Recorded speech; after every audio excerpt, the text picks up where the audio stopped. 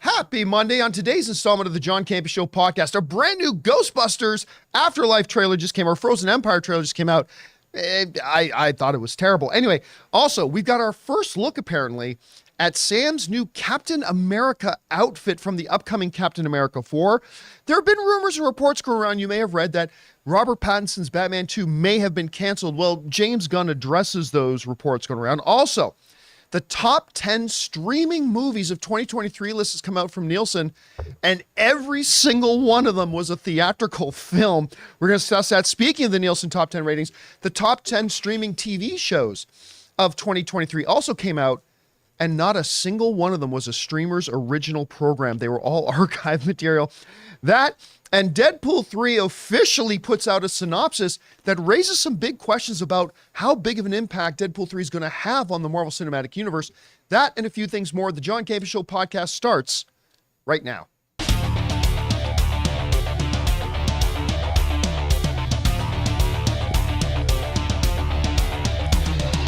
Well, greetings and salutations, everybody. Welcome to the best damn movie-related show on the planet Earth, the John Campea Show podcast, coming from right here in our quaint little studio, brought to you in part by our friends at Mint Mobile. I am, of course, your host, John Campea, and it is an awesome honor and privilege, as it is every day, to have you, our international friends, gather around as we talk about our favorite things in the world, movies and movie news, TV and streaming, and all sorts of good stuff. Not just giving you our opinions, but giving you some information and context so you guys can form your own well-informed opinions, whether they're the same or a little different than ours. Joining me in studio today, we got Ray Ora. Hey, what's up, everyone? Good morning. Good morning. Jonathan Voico. Hello. Writer, director, producer Robert Meyer-Burnett. How are you?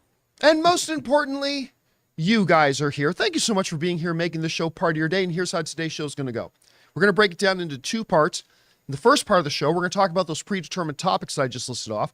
Then in the last part of the show, we're going to take your live comments and questions. Now, we already asked our beloved YouTube channel members, who we asked to send in a bunch of free questions every day. But also, if you are here watching live, and you got to be watching live, you can use the super chat feature in the live chat to fire in your thoughts, theories, opinions, or questions, and we'll address those at or near the end of the show. All right, guys. With all that down, let's get started with this, shall we? Well, Ghostbusters Frozen Empire. The follow-up, of course, to Ghostbusters Afterlife is now finally coming out. Listen, make no mistake about it. I loved the last Ghostbusters movie. I thought it was charming and delightful, and it was a huge surprise because they showed it to us at CinemaCon when we did not know they were going to be showing it to us.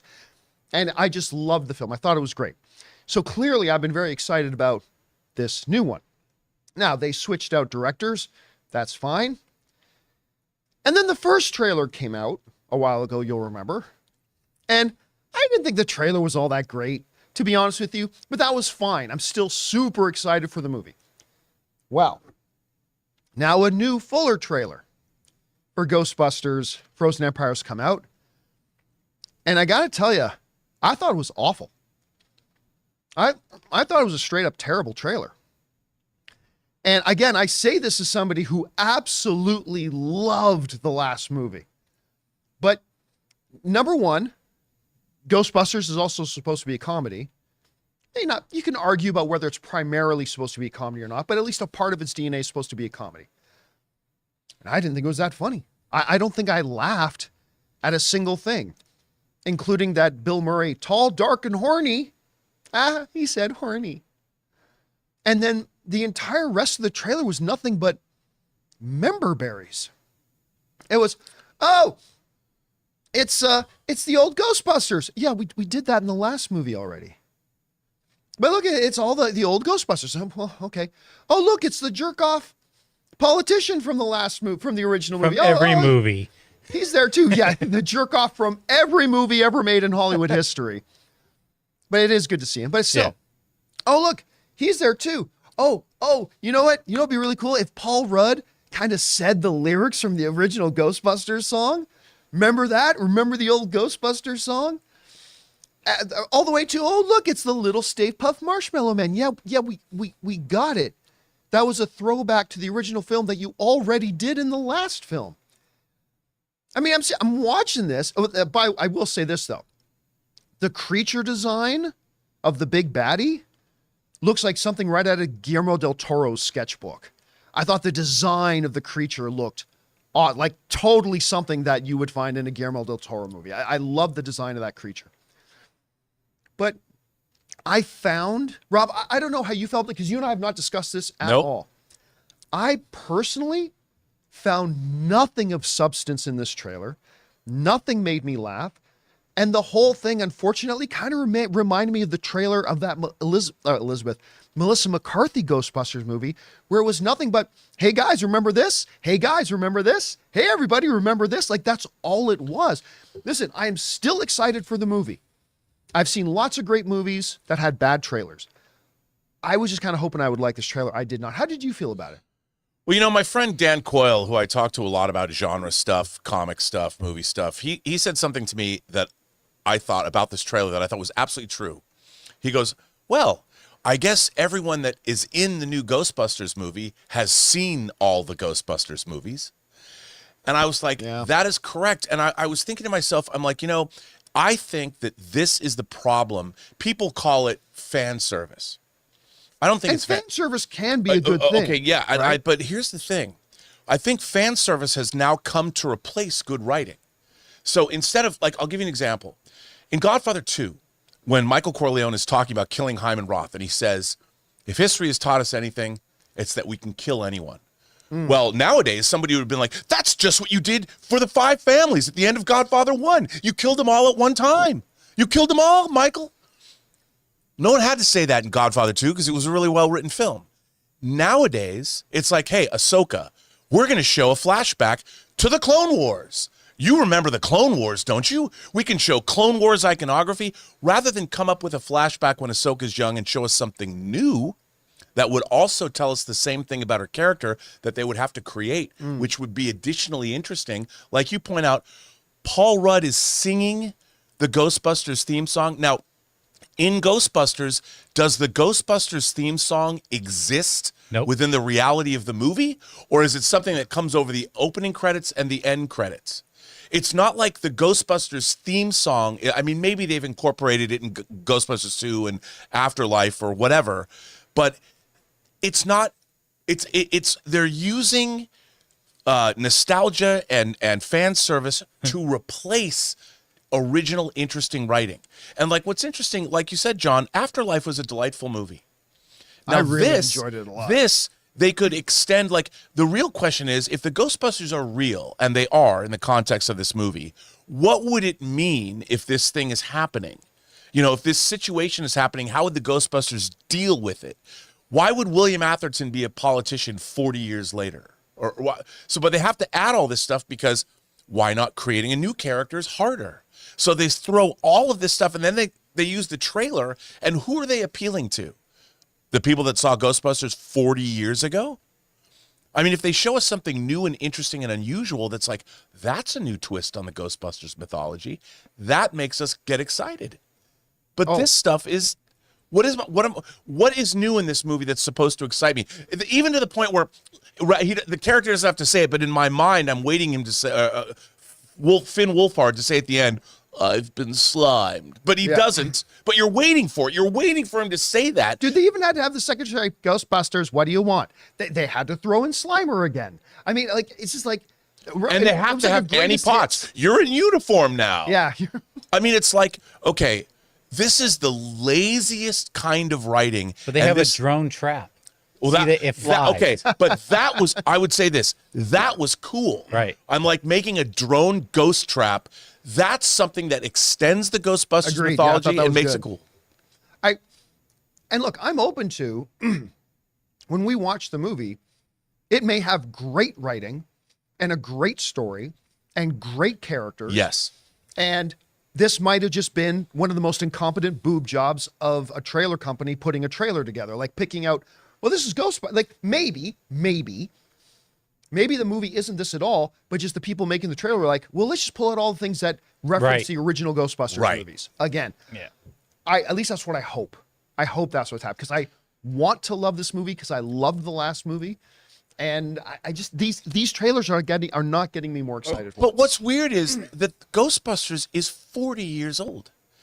I know it permeates our pop culture and everybody's seen Ghostbusters, but we already know all that. Yeah. So show us something like that drone ghost trap. I'm like, that's cool. If you put a trailer full of new stuff, show us new ghosts. Yeah, and you already brought back you did your big nostalgia hit by bringing the original cast back in the last movie. Why are we doing it again? The reason why the Afterlife worked for me was the kids, McKenna Grace and Finn Wolf. They were great. Yeah, they were great. And I thought Paul Rudd was great too. I think they went to this way too soon, like this nostalgia member berries. They could have held this off until later. I want to know what the kids, these new Ghostbusters, are up to. I hope they didn't go to this too early, like going back and just trying to get everyone all juiced up because of the original cast. I didn't need that. They did it in the last Yeah, film. I didn't need why that do it right again? now. And like you pointed out, you can't give Bill Murray a better line than a line referencing, oh, he looks horny. Or Well, it looks I horny. will Whereas give for all them we this. know- It was a very Venkman thing to say Yeah. from the first movie. It might not even be in the movie. But It might have been. It a might take. not even be in the That's movie. true. But then, but again, give him a new Venkman line. Yeah. A new Venkman line that doesn't sound like it's 40 years old. Something that is cutting, interesting, funny, and modern. You guys didn't like the judge line that the kid said when? Yeah, that was okay. that was the only Yeah, entertaining I mean, one. there were was the most just like you have a miner hanging outside of a car firing a laser weapon. I'm like, that is a problem of the idea of the Ghostbusters. Yeah, there were things That was good, though. Yep. Yeah. I That's agree. all you needed because it's referencing the universe of the movie and what in the universe of the movie would be problematic now. Yeah. 100% agree. Anyway, listen, I've talked to a few people. I conversed with a few people online earlier today that liked the trailer, and that's great. If you enjoyed the trailer, wonderful. I loved the last movie. I'm really excited to see the new one. These trailers haven't done much for me. Let us know what you guys think about them, shall we? All right. With that down, let's move on to this, shall we? Don't know if you heard, there's a Captain America 4 coming. What? Yep, it's true. Well, they're trying. As a matter of fact, wasn't it supposed to be out already? I can't remember if it was supposed to be out already or if it was supposed to be out soon, but it's been delayed. Kevin Feige decided the movie wasn't coming together good enough.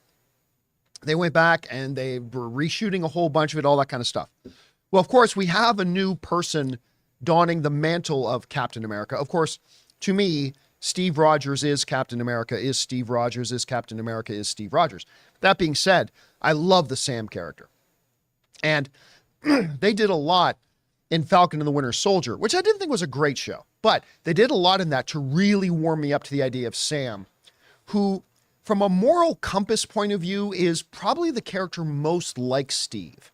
Right. Like even in his own hero, he has a definitive sense of right and wrong and will always question authority, like Steve eventually came to be.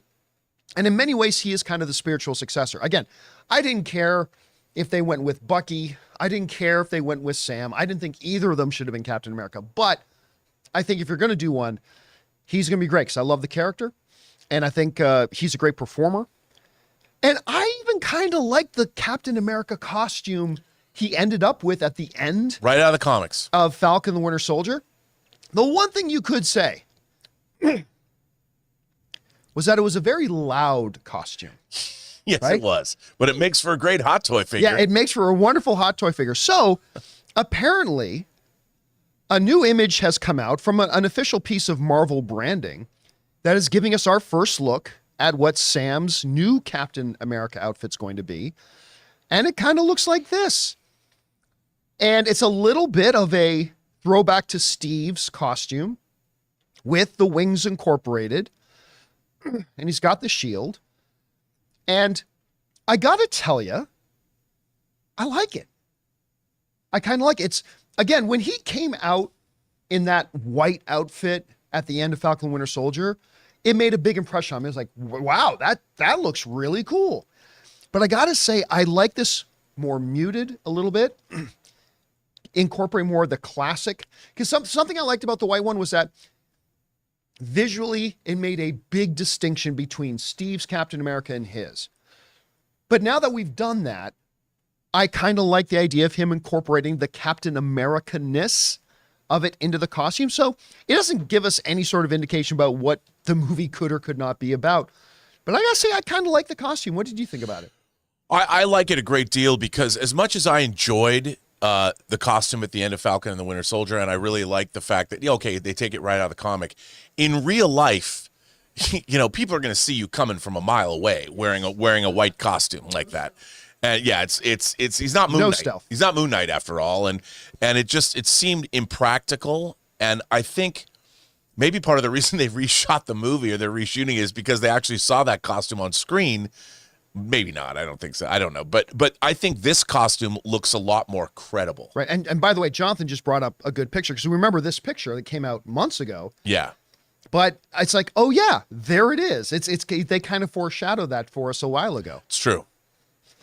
I think it's a better choice. All right, guys, question is for you. What do you think about the new costume that Sam is going to wear as Captain America? I kind of like it. Not that I didn't like the one from Falcon and the Winter Soldier. I did. But I think this one suits him a little bit better. Anyway, whatever you guys think, let us know. All right, guys. With that down, let's move on to this, shall we? Robert Pattinson's Twilight Boy. Yeah, that's right. Him, Robert Pattinson, who everybody laughed at when they announced him. But I said, he's going to be a great pick. He's a great actor. He's fab. There's a reason all the top directors in Hollywood are lining up to try to work with this guy. He came out, the new Batman, smash success. Made north of 700, I believe. Can you double check that for me, Ray? How much? But I believe it was north of $700 million, or right around the $700 million mark. It was wildly beloved by most of the audiences. It gave us a very different look at Batman than we've had so far. What was it? It's 772. 772? Yeah. So closer to 8. Closer to 800 million. Big success for them. Everybody's excited for a sequel. Well, here's the problem. Because of the fact that there's a supposed, I believe, October 2025 release date, that's about a year and a half away. They certainly haven't started filming this thing yet. And Oscar nominee Jeffrey Wright, who of course plays Commissioner Gordon, he was great in the last one, was recently interviewed and said he hasn't seen a script yet. Which most people should know, hey, a lot of the times the actors don't get to see the script until they're just about ready to shoot. But being that as it may. So it started some whispers and rumblings. Many of you guys have probably seen it. And reports going around that, there are some whispers going around that the Batman has been canceled. That James Gunn, starting this brand new DCU, has decided he doesn't want this other Batman going. So, as fans will often do, a fan of James Gunn got on Threads and specifically asked James Gunn about it, and James Gunn responded. Here's the interaction. One of his fans on Threads wrote, "Hey, James, some people are spreading the conspiracy theory that you canceled the Batman 2. But I have to ask you, is it true?" To which James Gunn was just very short, very sweet, no, with eye-rolling emoji. No, with eye-rolling emoji. Which, Rob, the rumor itself makes no sense. Now, I can understand a rumor or report suggesting that October 2025 date might get delayed. Sure. I can get that, right? Because it's not in production yet. I don't know if we're anywhere close to it being in production. Matt Reeves has been focusing a lot on his Penguin series, which I cannot wait for. All that kind of stuff. But this movie was a smash hit at the box office. It was beloved by critics, beloved by audiences, and opened up a whole new potential universe.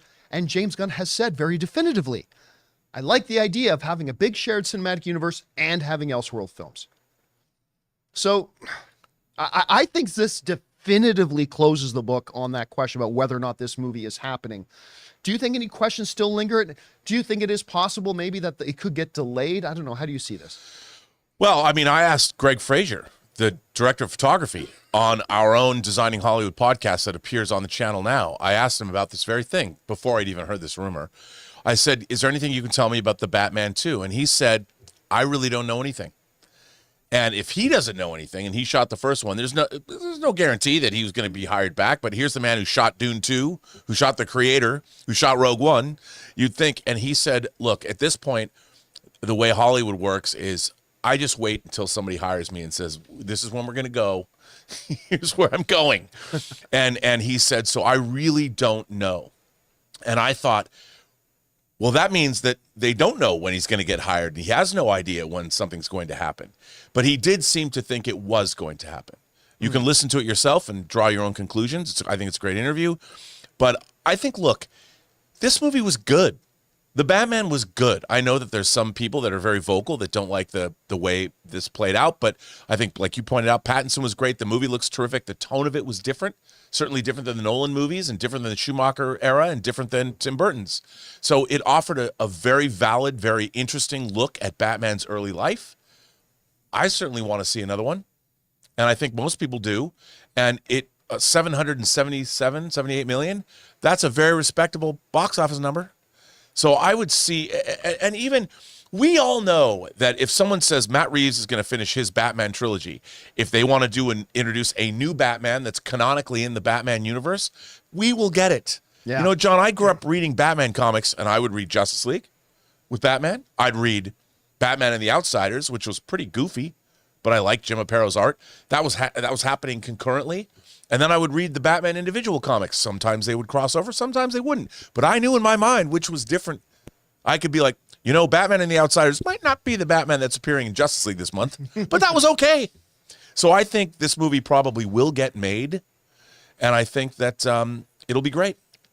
It's important to point out, too, that Matt Reeves has never once remotely hinted that, we might not do Batman. He's always said, I'm still working on this, I'm still working on this. They're doing the Penguin show right now. Yeah, exactly. I mean, you would think if they were going to cancel the Batman movie, they wouldn't proceed on with extending the universe of that movie. I mean, that's what they're working on now. They're literally extending the Batverse with that series. Yeah. And you know what? Simon, I cannot wait to see this. I think it's weird. I'm very excited to see whoever Batman is going to be in the new James Gunn films. The new James Gunn universe. Can't wait for it, but I love this Batman too, and I hope we get two Batman that we love. Why not? All right, guys. With that down, we still got to talk about the fact that, you know, despite the fact all these streaming services are like, we're going to make these movies direct to streaming, the Nielsen ratings have come out for 2023. Not a single one of the top 10 streamed movies of 2023 were not released in theaters. There's that. Also, on the other side, for the originals, the top 10 stream shows of 2023, none of them were streaming originals. They were all archive shows. And, of course, the Japanese official Marvel website has put up their first snippet of the official synopsis of Deadpool 3, which kind of hints that this movie is literally going to change the history of the MCU. How much? Are we reading too much into it? We're going to discuss all that and more. But before we do, we're going to take a quick second and thank one of the sponsors of today's episode of the John Campea Show podcast, my mobile service provider, and they should be yours, Mint Mobile.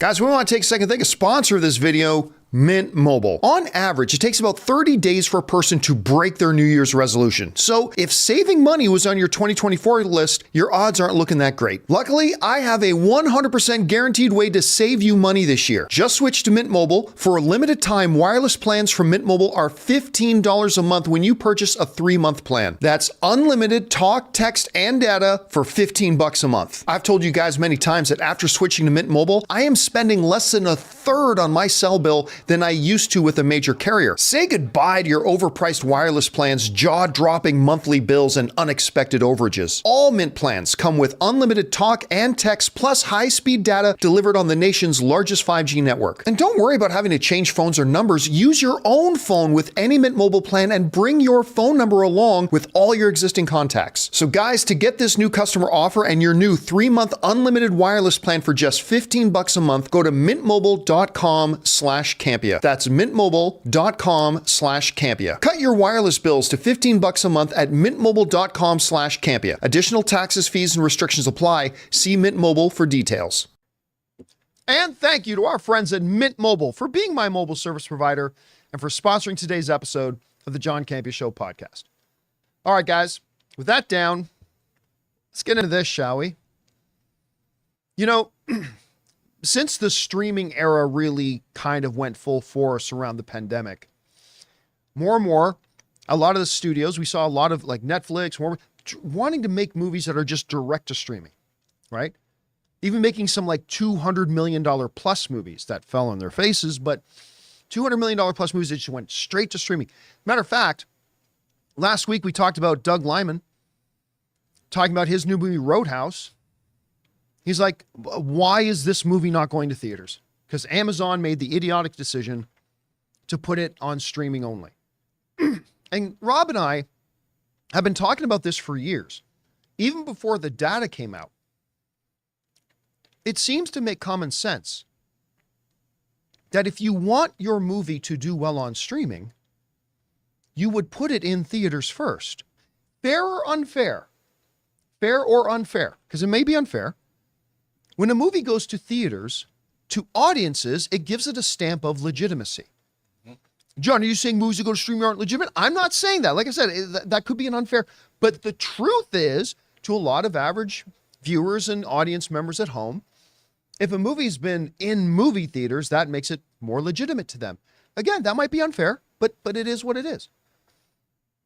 Well, more and more data started to come out to prove that point, that when movies go to theaters first, they will do better on streaming later, rather than dropping them on streaming. Well, in Variety and Deadline ran a story today about the Nielsen ratings, who put out their now final definitive report on the world of streaming of 2023. And they listed the top 10 streamed movies of 2023. And here's a little spoiler. Ain't none of them were streaming launched exclusives.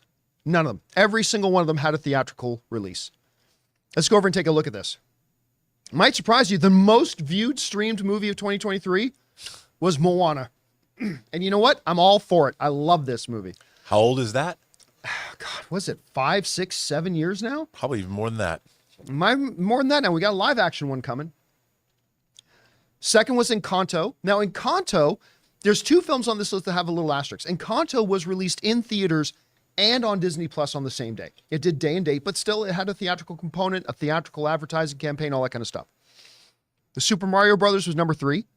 Elemental, which is wonderful, was number 4. Minions: The Rise of Gru was number 5. Sing 2 was number 6.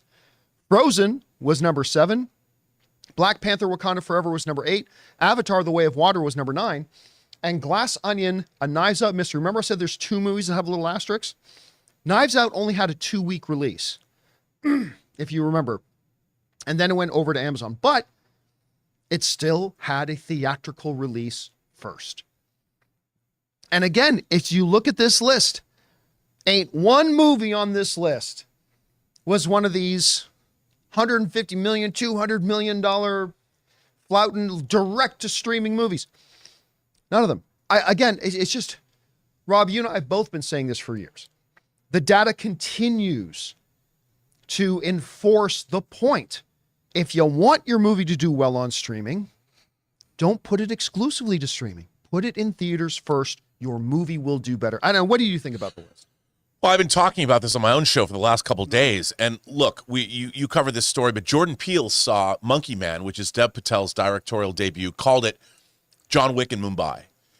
His own company, Monkey Paw, that's based at Universal, he put, rather than get his own movie set up or another movie set up or something that he directly benefits from, I mean, he will benefit from this too, he got his own company to acquire this movie from Netflix and got Universal to pony up the cash, and they're putting it out in April in theaters. And I cannot wait to see it. And that trailer is bonkers good, and you look at it and you go, well, he knows something because he saw it. And you had somebody stick out their neck, stick out their company, stick out their production deal, their shingle with Universal, and put their money where their mouth is or whatever.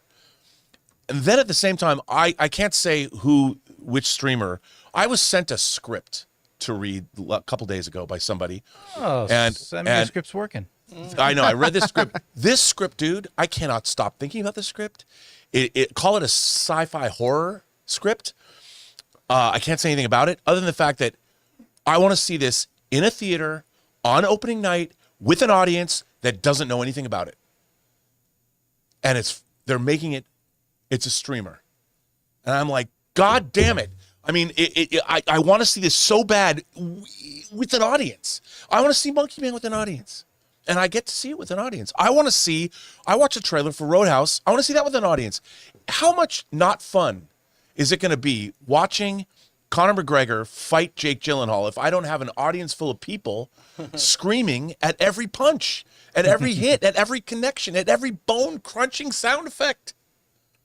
And you know what? also these cable movies or the streaming movies, they don't benefit from marketing dollars at the studios. The marketing of these films is what ingrains the knowledge that these movies exist into our population. The Gray Man, $220 million. How many people even knew it was coming out? There was a trailer, but Netflix trailers are not something people are seeking out. But a theatrical trailer that's put on YouTube by a studio gets picked up by all these different things. So they spread across YouTube, they spread across Instagram. What a waste of money if they don't do that. Monkey Man is a good example. Another good example of a current movie. The new Mean Girls movie was supposed to go straight to streaming. Yeah. Right? Another example of... And they saw all the data. They were like, you know what? We want this to do well on streaming. But if we really wanted to do well on streaming, we should probably put it in theaters first. I believe this movie cost in the neighborhood of like $15 million to make. 15 to 20. Take a look at this. This thing has already made $83.4 million. It's more than made. It's already a profitable movie for the studio, and it hasn't even gone to streaming yet. So now they're going to put this movie on streaming, probably in about a month. It's going to go to streaming, and it's going to get way more eyeballs on it now on streaming than it would have otherwise.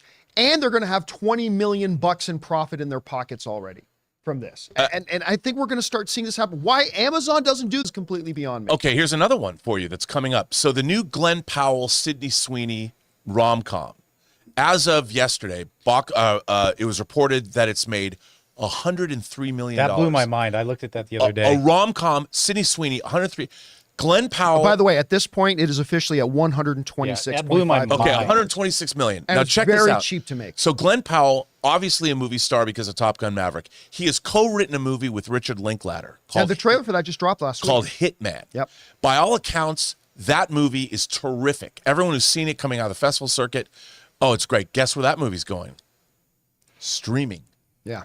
And coming on the heels, $126 million on a rom-com with Sydney Sweeney. That guy's a movie star. Maybe it will, but if we go back, I did a story about Barbarian and Evil Dead Rise. Right. Both movies that were going to be direct to streaming. Both of those movies based on their test screenings. Evil Dead Rise made $147 million globally, and it was going to go direct. It was originally theatrical, then it was direct to streaming based on how it turned out. The studio looked at it, to their credit, and said, nope, we're putting it out theatrical, $147 million globally. And they're wondering why streaming's not profitable. Also, Mean Girls was $36 million, the budget. Oh, okay. I couldn't remember if it was the $15 million budget one or if Beekeeper. That might have been the cheaper one. But still, I mean, they've profited. And here's the thing. It's not an either-or proposition. It's not either you put it in theaters and try to do well there, or you put it on streaming and try to do well on streaming. They're connected.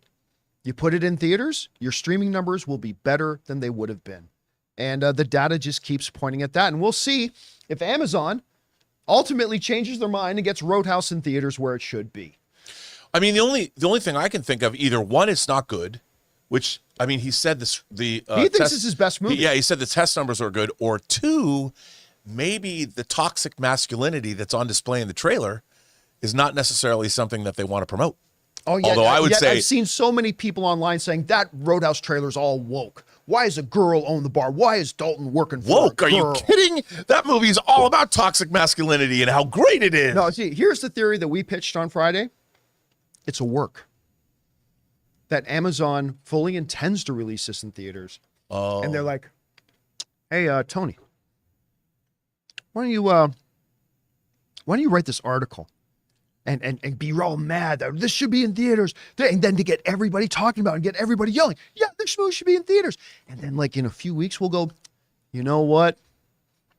He's right. We should put this in theaters. Okay, you know what? I mean, I don't know that. That's my. I'd be so happy to be wrong. I'd love to see, and you know what? Kudos to the William Castle School of Promotion. I'm all for that.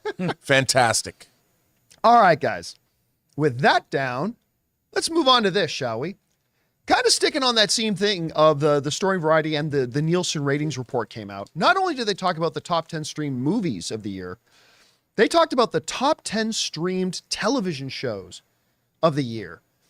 And whereas in the movie side, it was kind of shocking to see that not a single streaming original movie was on the list, here's something interesting. Not a single original streaming show made the top 10 TV shows streamed of 2023. This, again, comes to Nielsen. The number one, no surprise to everybody, the number one stream show was Suits. Ray will be like this. Yeah. The number 2 stream show in the world was Bluey. In your face, baby. Yep, Bluey. There it is. NCIS was number 3. Grey's Anatomy number 4. Cocomelon was number 5. The Big Bang Theory number 6. The Gilmore Girls number 7. Friends number 8. Heartland number 9. And oh, it did my heart happy to see that Supernatural was number 10. And again, not a single original direct-to-streaming TV show on that list. Not a one. It's all archival stuff. It's all collections. It's all, as a matter of fact, a friend of mine texted me this morning and even suggested you should do a story that says, do we even want new stuff anymore? I think we do. I think numbers on things like Reacher and whatnot do, but not a single one. By the way, I'm sure my dad is happy. Heartland made number 9 on the list. Yeah. Now, as far as the original streaming series, their top ones were Ted Lasso at number 1, The Night Agent at number 2. I don't know a lot of people watch, but I guess everybody's watching it. Ginny and Georgia, number 3. Virgin River, number 4. Love is Blind, number 5. Tom Clancy's Jack Ryan, number 6. Gabby's Dollhouse at number 7. The Mandalorian at number 8, The Outer Banks, and The Lincoln Lawyer. I believe The Mandalorian, Mandalorian is the only Disney Plus one on the original side. On the overall, it has a number of the top ones, but on the original side, there's that. Rob, I mean, we had the discussion about the movies, right? Streaming original television shows have gotten really excellent. Yep. Andor, House of the Dragon, Last of Us, Succession, The Crown, on and on and on. But it seems like when it comes to viewing habits, people like the stuff that they already like or something. I don't know. What did you make of this list? Well, here, I would also say that, look, streaming, you have a lot of people I hate to say this, but as I'm getting old myself, people like comfort food. And a lot of people, like when they retire, for instance, they have a lot of extra time and they want to watch rather than find something new. They turn to things that are, and I'm not saying only retired people watch these things, but people like comfort food. NCIS. They like a lot of retired people watch those shows. And you've got 10 years, 20 years, whatever. I mean, how many Dick Wolf shows have gone on for 100 years? Probably a lot. But also, I do think though that these great streaming shows, in 10 years, people are still going to be watching them. You know, like Jack Reacher is almost a perennial favorite. To see something like Tom Clancy's Jack Ryan be in that top 10 list really warms my heart, because let's remember, John, that Jack Ryan has been in our theater screen since 1990 with Hunt for Red October. And in our bookstore since even before that. And before that, I mean, you had Hunt, and you had Red Storm Rising, and it's like, these are quantities of characters that people know. I love its literary character too, like Jack Reacher. And this is something, I mean, we're seeing this stuff rise to the top. And you know what it says to me? That shows that are good. The fact that Ted Lasso is the #1 show, that's an Apple Plus show. And we always think about Apple Plus as bringing up the rear. There's a new Apple show that people are telling me about. It's called like Spy Thriller or Spy something. There's some spy show that I don't know the name of it. And I always go to Apple Plus. By the way, I watched, have you watched the new Wings, the World War II flying? Air? Not Flyboys. Air. Masters of the Air. I have not. I had somebody call me and say they watched the first episode and they didn't like it, but I haven't seen it myself yet. There's only been 2 episodes. It's beautifully made, and the flying visual effects are the best that have ever been done. If you go back and you watch Air Force One, you're like, boy, I really wish they had the special effects of Masters of the Air. But anyway, I liked it. But I'm telling you, these streaming shows are new. But once they permeate the pop culture consciousness, I think then you're going to see these same, in 10 years, the same shows. People are going to be watching Jack Ryan over and over and over again. These new shows, they just don't have the they haven't permeated everyone's minds yet. Yeah. But they will. Because you get rewatchability. I think a lot of times where these older shows pay off is people put them on because they want to not necessarily sit and binge. They're cleaning the house, they're doing things around the house, they're working from home, or they're working on a project, and they just want Friends on in the background. Or Right. whatever. I can almost guarantee you right now at my house, Little House on the Prairie is playing. Gosh, But there's a reason for that. I mean, it's interesting to see that these shows have playability. I mean, I go back to when I was a little kid, John. I'd come home from school, and there was a block of sitcoms. There was Leave It to Beaver from the 50s. There was I Dream of Jeannie and Gilligan's Island and My Three Sons. And these were shows that were 20 years old, and I was watching them as a kid over and over and over again. Brady Bunch and Partridge Family. Yeah, it's true. Anyway, guys, question is for you.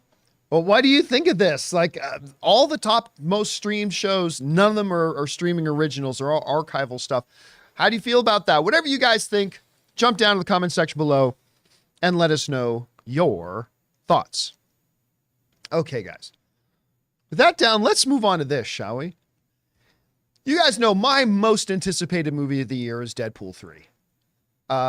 Close behind it is Dune 2. Very, very, very excited about that. Actually, trailer for Dune 2 just played last night. And then I looked over at my wife and she was literally crying. That's how excited she is for Dune 2. She literally cried at watching a trailer. Dude, we're just shy of we're a little bit more than a month away. I know. I cannot wait. I got to see that first worm riding scene. They did a special because I went and saw the reissue. Man, it looks like it's going to be so fun. It's going to be And awesome. Greg Fraser, I know he shot it, but even he said in that interview that you can watch on the John Campea channel, he said he thought Dune 2 was better than Dune 1, and he was blown away by it. And he was like, and I shot it. Mm-hmm. I cannot wait. And there's nothing I'm excited for more, except for Deadpool 3. This one is the one that is absolutely for me. But a lot of people, we've been speculating, even around here. We've been kind of throwing some ideas in the hat about what we think this movie could be about. What's the basic idea, all that kind of stuff. Well, an official Marvel website, Marvel Japan, put up the first kind of snippet, if you will, of the synopsis of it. And this is what they wrote. The irresponsible hero Deadpool will change the history of the Marvel Cinematic Universe with Wolverine? The irresponsible hero Deadpool, pardon me, will change the history of the Marvel Cinematic Universe with Wolverine. All right. Now, there's a couple of possibilities we should touch on first. One, a little bit of lost in translation. Like when a big new episode is coming and say, oh, it's going to, this will be historical. This will change history or whatever. Just, like maybe saying this is a new era or whatever, right? Maybe it's not the direct thing. Oh, okay, maybe. But it seems to read at least a hint that something about the actual history of the MCU, not just the X-Men universe from Fox, but something about the history of the MCU itself will be changed. And so, if you're somebody like me, you can't help but wonder and ask yourself, well, what could they change? Does Deadpool, in the first act of the film, pull a post-credit scene from Deadpool 2 and start surfing around the MCU timeline? And like where, I don't know, where Hulk grabs Loki and starts smashing around, says puny god? Does Deadpool sneak in there and teleport Loki away before Hulk can smash him? Does Deadpool come in and trick Vision into leaving a room? Maybe that was the moment that Vision and Wanda were going to fall in love, and Deadpool puts himself in there and charms Wanda to fall in love with himself. I mean, I don't know. Are we talking about something gaggy? You know, about changing the history, something a little fun, or something that legitimately alters the course of this cinematic universe to the point that it kind of changes the way we look at the cinematic universe?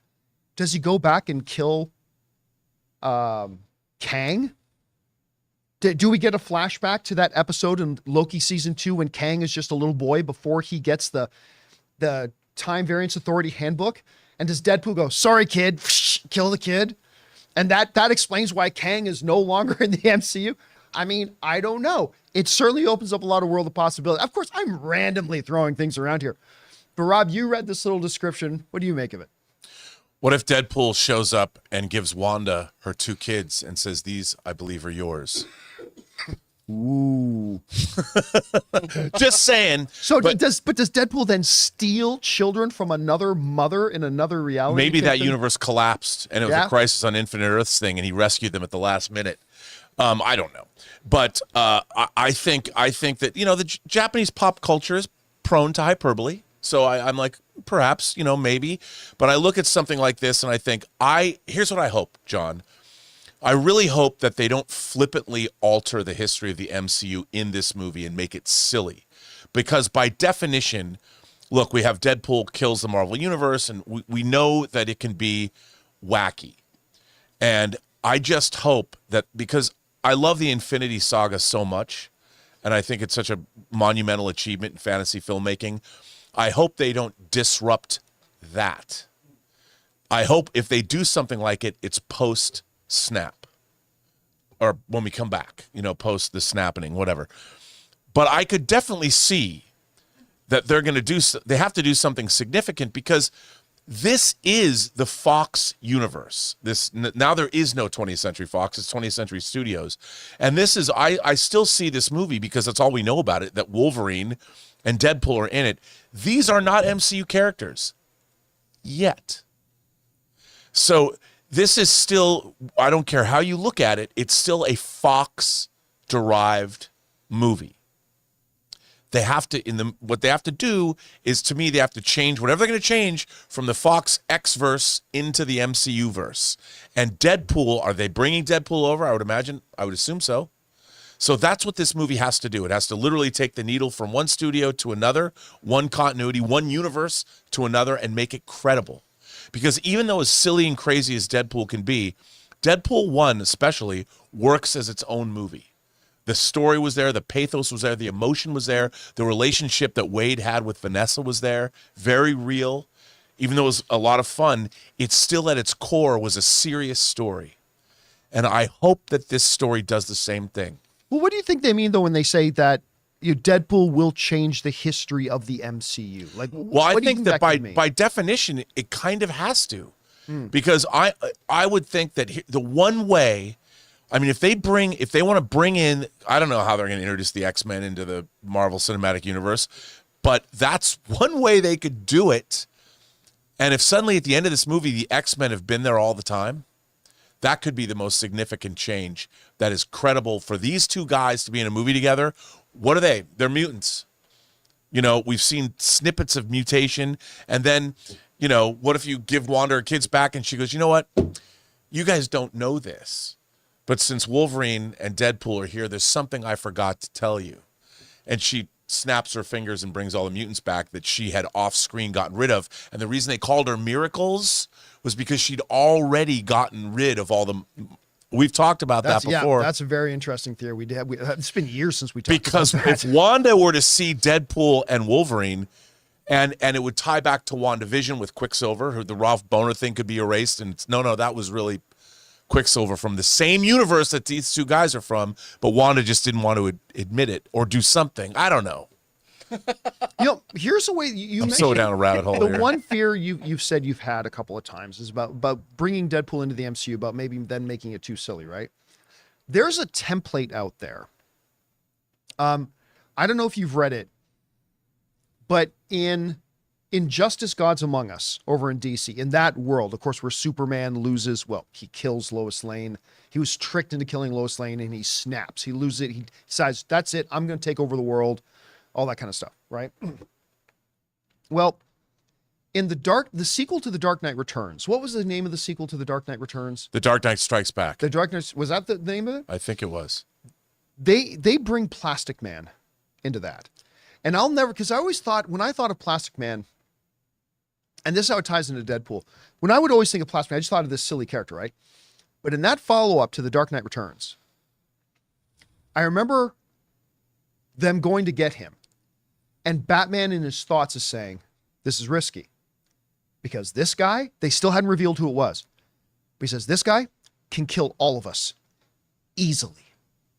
And then they reveal it's Plastic Man, right? And he's this jovial, like running joke sort of thing. Well, then in Injustice Gods Among Us, there's a little storyline where Superman and his cronies imprison Plastic Man's son. And Plastic Man shows up to Superman's throne room with all the other, his lackey heroes there, Wonder Woman and all that. And he's just like, so you got my kid, right? And he is not impressed by Superman, right? But he's still Plastic Man. He's still jokey. He's still cracking wise. He's still doing all this kind of stuff, right? But it's in a very serious story. Yeah. And there's your template. Like, you can bring Wade Wilson in. You can bring Deadpool in, being fully Wade Wilson, being fully Deadpool. And you just have to have this more serious world around him now respond accordingly. And you know what? They've already kind of done that in a way, because I've always kind of felt ever since Deadpool 1 that Colossus was kind of a little bit of that already, you know? Yep. Saying, the professor wants to see you. It's like, Wade, you this and this, and Wade's still doing the wacky stuff. Like, so maybe there's a way they can make sure that. Yeah, works. I mean, look, I like you. I'm deliriously excited for this movie. I just want to make sure. I hope I can't make sure of it, but I just would hope that it has a serious side to it, because that's why I think Deadpool has worked. Because as goofy as it is, the storyline is always grounded in something. Even the relationship he has with his blind. She's great. His landlord. I mean, there's, even though she's foul mouthed and they have a funny relationship, there's still a real emotional connection and pathos there that works. And the tone, it's a difficult tone to strike. I just hope it doesn't spin off into oblivion. All right, guys.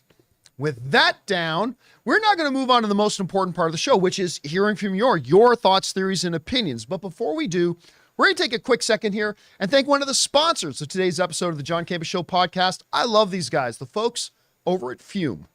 We want to take a second to thank a sponsor of this video, Fume. Quitting cold turkey is great in theory, but you and I both know it's way more difficult than that. And that's why there's a better way to break your bad habits. We're not talking about some fake online promises. We're talking about our sponsor, Fume. And they look at the problem in a different way. Instead of a drastic, uncomfortable change, why not just remove the bad from your habit? Fume is an innovative, award-winning flavor-aired device that does just that. See, instead of vapor, Fume uses flavored air. Instead of electronics, Fume is completely natural. And instead of harmful chemicals, Fume uses delicious flavors. You get it. Instead of bad, Fume is good. It's a habit you're free to enjoy and makes replacing your bad habit easy. I personally didn't know what to expect when I first got my Fume. I mean, I've never liked vapes, but my goodness, the taste. The first time I tried it, I was completely sold on it. It was incredible. Stopping is something we all put off because it's hard, but switching to Fume is easy, enjoyable, and even fun. Fume has served over 150,000 customers and has thousands of success stories, and there's no reason that can't be you. Join Fume in accelerating humanity's breakup from destructive habits by picking up the Journey Pack today. Head to tryfume.com and use the code Campea to save 10% off when you get the Journey Pack today. That's tryfum.com and use the code Campea to save an additional 10% off your order today. And thank you to our friends at Fume for sponsoring today's episode of the John Campea Show podcast. All right, guys, with that down, let's get over to your live questions here, shall we?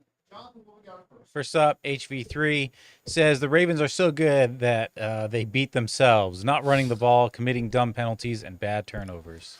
Okay, I'll tell you what. I gotta say, I almost made a video about this to put on the channel last night. I have never seen a team choke like they choked. I've never seen a team choke like they choked.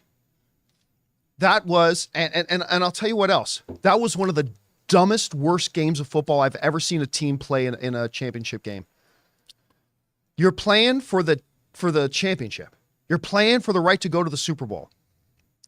And you lay a massive egg. And I'll say this too, Lamar Jackson is the presumptive MVP of the league. He sucked that game. And I'll tell you what else. His moniker now is that he's a great quarterback in the regular season, but he chokes. He chokes in the big game. He was terrible. He hit a couple of passes, but most of his passes on the night were wildly off target. He was holding the ball in the pocket way too long.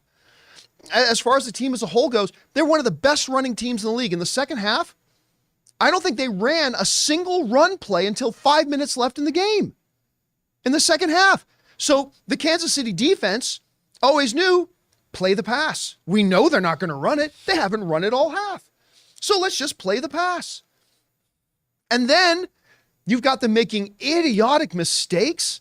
Lamar Jackson throwing into triple coverage in the end zone for a pick. Dude deciding to reach for the end zone instead of securing the ball. Undisciplined mistakes like going up and slamming your helmet into another guy for a big penalty. Like they just did. Listen, when you're playing in a championship game, if your defense holds the other team to 17 points, you should win. This was a massive choke job. You know who doesn't choke? Patrick Mahomes. Patrick Mahomes don't choke. He's not my favorite quarterback by any stretch of the imagination. But that dude's consistent. He doesn't choke. When they lose going down fighting. And he's going to the Super Bowl. And he's going to the Super Bowl. Lamar Jackson can win as many MVPs as he wants. Until he wins the big game and gets to that Super Bowl, this is going to be a legacy-defining performance. But also, it's not just on him. John Harbaugh, who is a remarkable coach. Those undisciplined penalties, that's on the coach.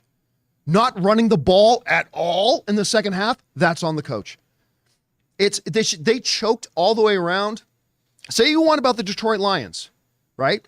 They simply lost to the better team, right? The Detroit Lions put up a great fight. They made some mistakes, but they gave it the all. They fought right to the end, and they came up short. The Baltimore Ravens choked. It was one of the worst, and they're not my team. I don't really care, but oh my God, just sitting there and watching them choke it away. Hell of a game by Travis Kelce, though. He made 3 of the best catches I've seen all year in the NFL in that one game. But he was Taylor charged. Oh, it's like being turbocharged, but better. Yeah, they choked. You know, it's funny, John.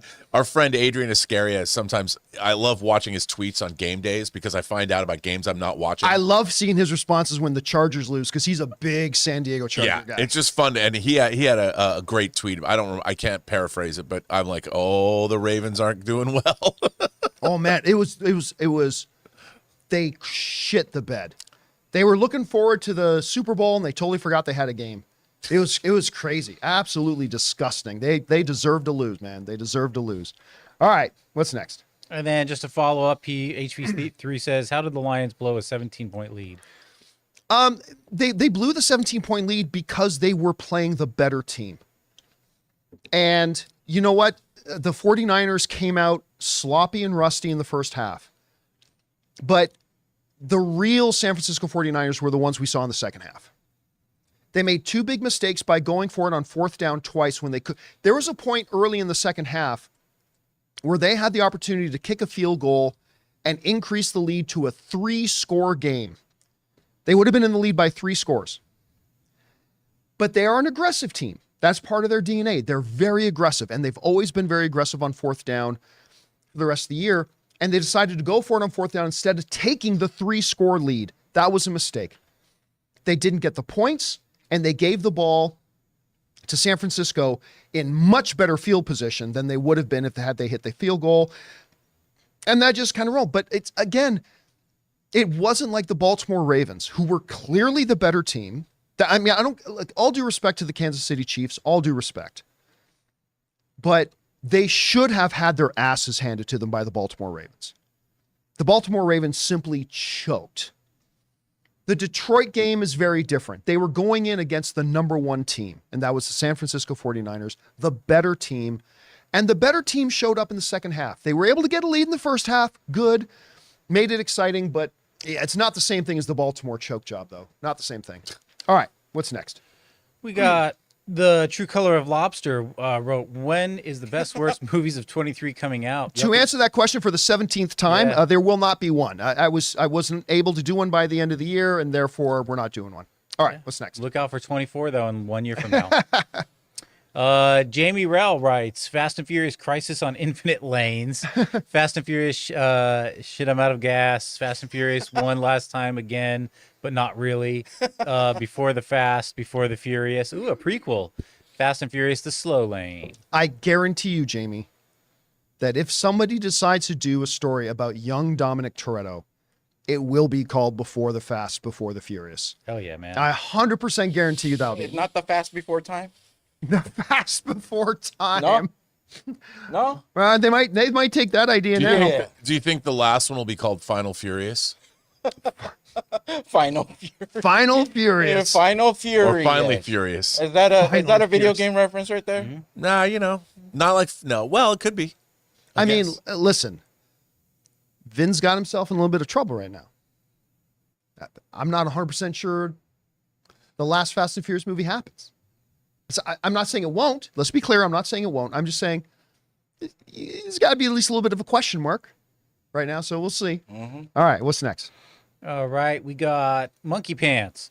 Just watched the entire extended Lord of the Rings trilogy this weekend. I got to say, I think that this might be the best trilogy ever made. What are your thoughts on the extended cuts? I love the extended cuts. To me, the original theatrical version is still the true version of it.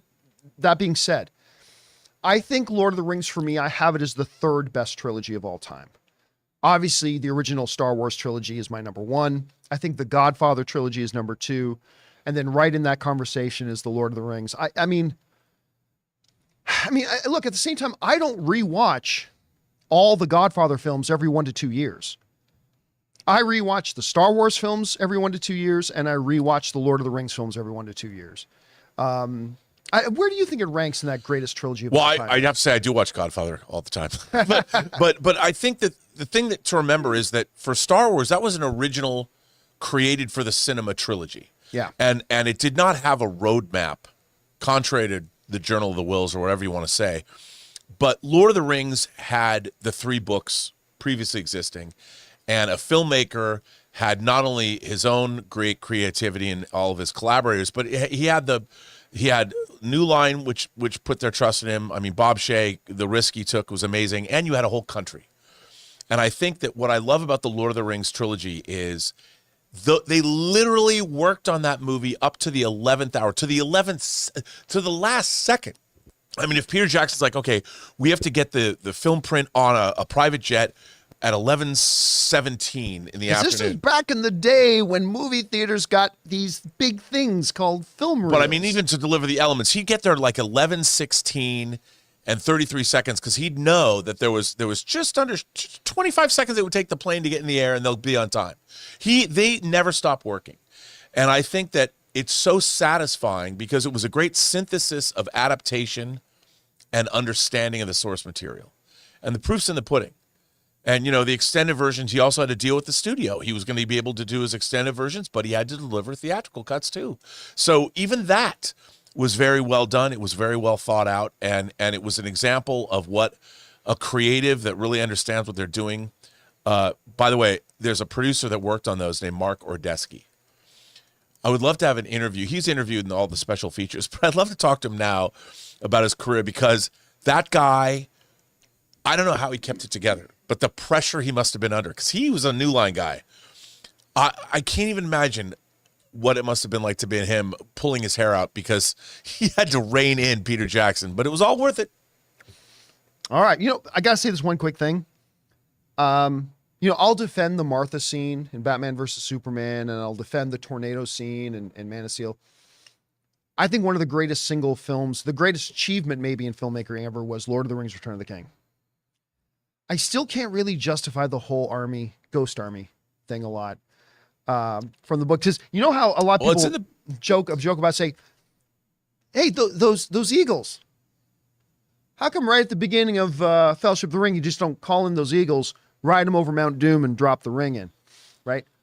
The Ghost Army was. I had somebody bring this up to me, and I didn't have a good defense for it. It's like, why didn't Aragorn just go, "Oh, we got a problem with Mount Doom. Okay, let's go find that Ghost Army and just send them into Mordor and wipe everybody out." It's like I haven't come up with a good defense of that one yet. Still working on it. They hadn't earned it. They If needed he had an gone in there adventure. from the beginning, the Ghost Army would have said, why? Well, yeah, he needed to get the blade. He needed to get the sword because that was his credit card, right? Yeah. But other than that, like everything else. Anyway, all right, what's next? Alexander says, Hey, John and team, I love the Boondock Saints movies and have been waiting for the 3D one for years. Have you heard if they have started filming? I don't actually think it's going to happen. Like, they first started talking about quick, because I love the Boondock Saints movies. They first made an announcement they were going to do Boondock Saints in 2012. And then, like, a couple of years later, the two main star, Norman Reedus and Flannery? Sean Patrick Flannery. Flannery. Indiana Jones. Came out and said, we're not going to be involved in it. And then a few years later said, oh, there is a new project and we will be involved with it.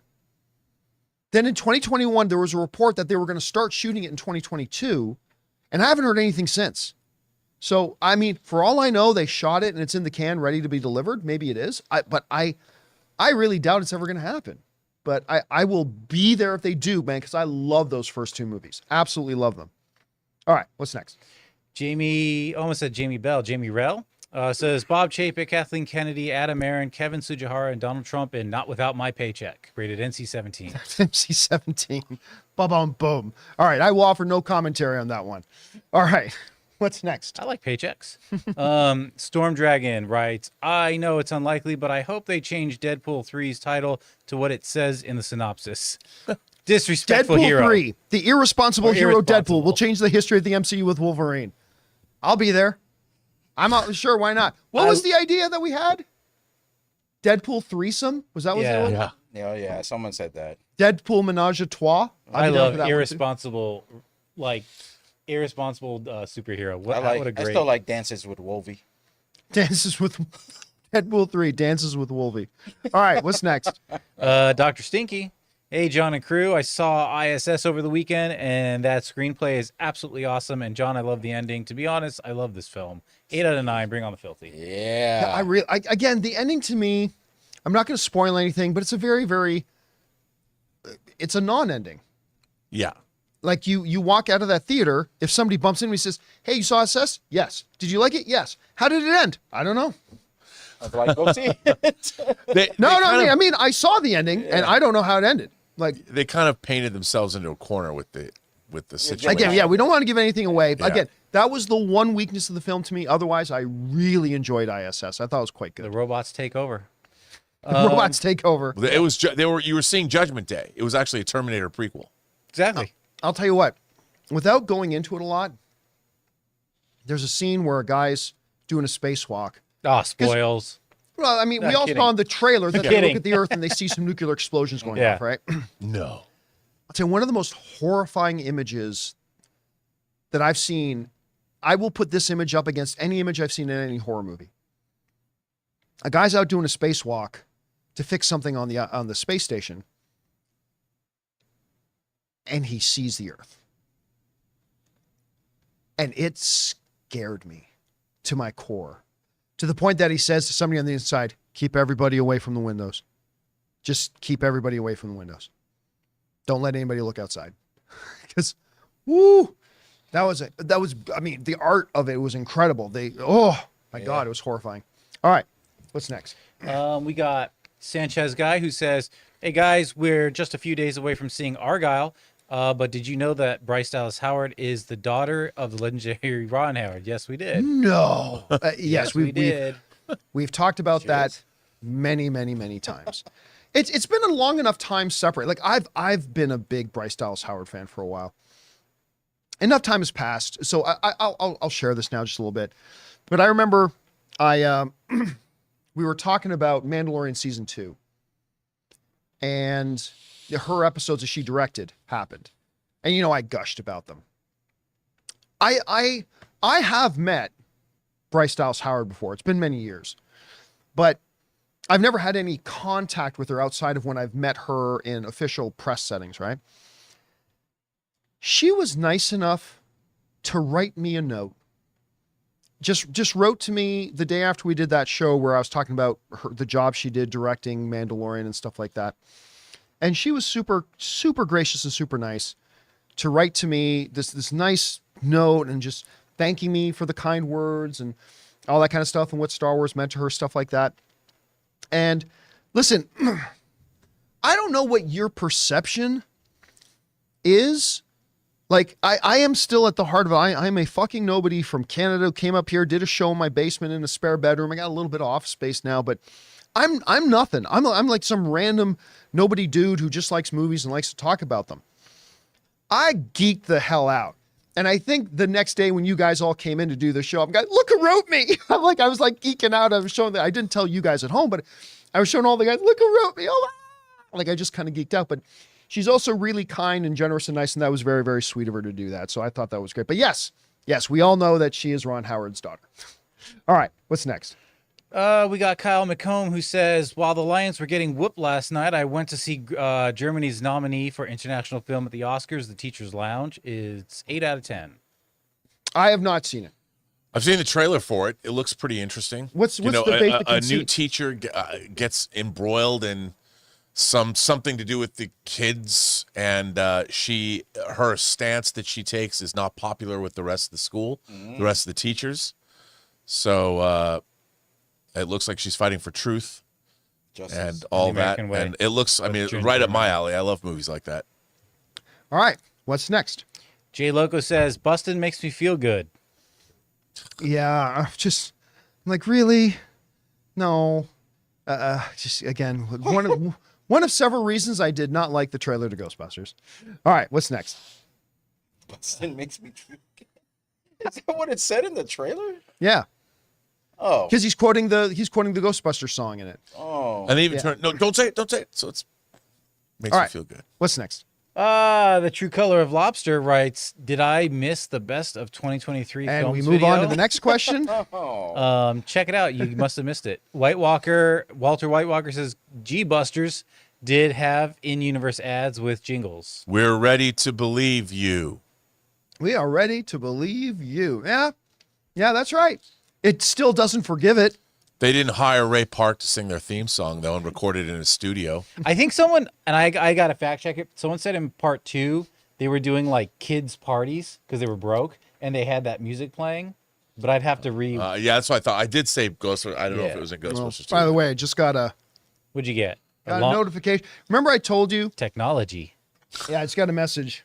I told you guys that, you guys know, for the longest time now, I don't go to press junkets. I don't do interviews. I stopped red carpets years ago. And last year, I decided I'm no longer even going to press screenings because I found out and realized, hey, my out of theater reactions get just as many views coming out of the actual opening night that is coming out of screen reactions, out of press screenings. So I still get sent invites, but I don't go to them. But I told you I was thinking about going to Argyle just because it's my boy Henry Cavill. And I did. I RSVP'd for the Argyle thing. So I just got my confirmation from Universal saying, Heck yeah. you're all set. We're looking forward to having you come on down and come watch Argyle. So They've been doing like a world tour What for day- Argyle's opening, so I guess they're pretty bullish on the movie. What day do you I see think it? it looks great. I am seeing it. Let me see if I got the date here. It's at the studio? January 3rd. Oh, I'm seeing it tomorrow. Oh, there you go. What time? Totally forgot. I'm seeing it tomorrow evening. But you know what? It's not tracking well. I think they're saying it's looking at a $25 million opening weekend. And I think this is a high 100 to close to $200 million budget film. Really? Ray, you might want to look that up. What was the yeah. Argyle movie production budget? But I could be wrong. That's why I'm getting ready to look it up. But I think I heard it was like in the high 100 millions. Wow. And if it's only opening to like 25 million, listen, I'm going to tell you what, they haven't done a great job marketing this film. I don't Yeah. think so either. 200 million. How much? 200 million. 200 million. Wow. Opening to 25 Wow. I'm million. seeing it on Friday. but- 200 million for an original? No, that's Two record I'd back. support it just for that reason.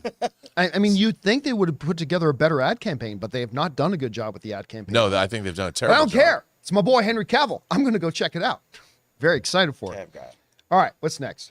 Cody Hunt says, how about those Chiefs? Chiefs. 4 Super Bowls in 5 years. Yeah, it must be nice showing up to the game and the other team just showing up in the center of the field and saying, "Oh, here you go. Here's your ticket to the Super Bowl. We're not going to play today." That's essentially what happened. Look, all due respect to the Chiefs and everything, but they didn't win that game. They scored 17 points. Okay? They scored 17 points. There is no universe that they should have won that game. But Baltimore just choked. But hey, listen, that's why you play the game, right? Any given Sunday, the 49ers will be the favorite in the Super Bowl. But I'm not going to count out Patrick Mahomes and Travis Kelce. I'm not going to count them out. Will Taylor Swift cameo at the halftime show? No, that's going to be Usher. Mr. Mahomes? You don't think she'll come on and do a little duet? No, she will 100%. Actually, did you see what she did last night? I did not. She was in the booth, and like for the fourth time or something, CBS cameras went to her in the booth again. Oh, yeah.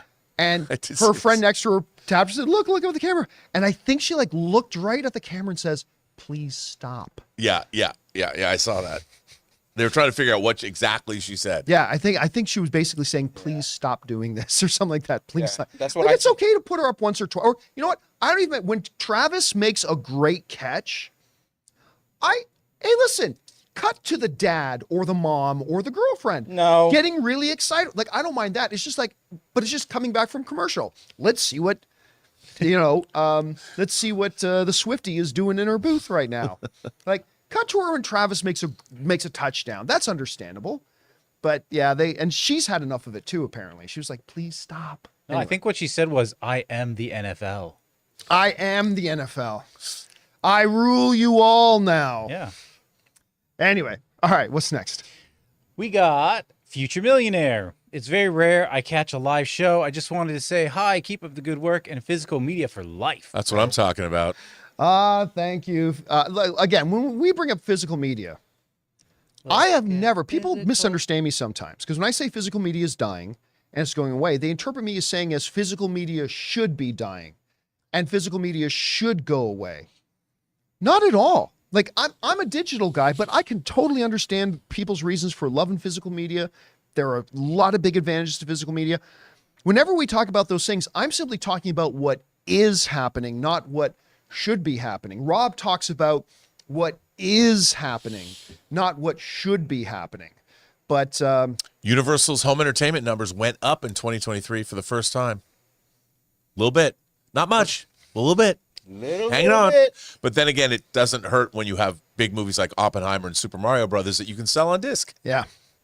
All right. What's next? Bubby Yaga writes, read a lot of available material on the McMahon situation after the show on Friday. If even half of it is true, he's cooked. Rest in peace, bozo. Have you heard about this? Dude, I read it. I'm just like, come on. Just don't. I mean, look, I want to point this out again. We live in a society where we assume innocence until proven guilty. But you don't pay somebody $3 million in hush money if you didn't have anything that you needed them to hush about. Yeah. And Netflix has got to be maybe double guessing, because Netflix they just announced a $5 billion deal with the WWE to stream Monday Night Raw. But in those contracts, there's always force majeure. Yep. Morals contract. Morals. And clauses. right now, TKO, the company that owns UFC and WWE, they got to be sweating bullets that Netflix may announce, you know what? All this bad press around WWE now with Vince McMahon and blah, blah, we're out of the deal. I mean, I think they're probably crapping bricks right now, hoping that doesn't happen. How do you think Dwayne, because didn't he just become like chairman? How do you think he's handling this? No, he joined the board, but he's not chairman. No, yeah, he's on the board. He joined the board, but he's not chairman. Gotcha. All right, what's next? We got Walter Whitewalker. Yeah, Taylor's new charity, the Referee Relief Fund.